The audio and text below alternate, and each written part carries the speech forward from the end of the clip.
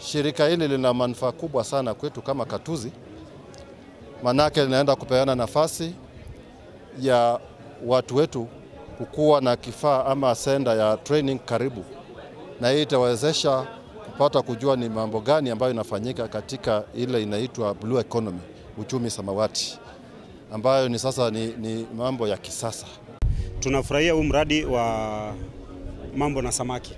Tunajua manufaa itakuwa nayo kwetu, itaboresha wale wakulima wanafanya ufugaji wa samaki, itaboresha kwa sababu watakuwa wanafanya utafiti, wanapatiwa ile breed mzuri yenye natakiwa waweze kuifuga. Wakati wa former governor tulikuwa na zile ponds zilikuwa zimechimbwa katika areas tofauti tofauti, ziliharibika. Ningeomba huu mradi ukiendelea waweze kuangalia vile ponds, wafanye nini, wa revivals, endelee kufanya nini kusaidia mwananchi. Sisi tunashukuru kama wananchi wa Likuyani huko kwa sababu ya kutaka kuanzisha, kuwa na nia njema ya kuanzisha research institute hapa Kakamega, na hiyo ndio kitu tumekuwa tunangoja. Kwa hivyo hii kitu ikuwe implemented as fast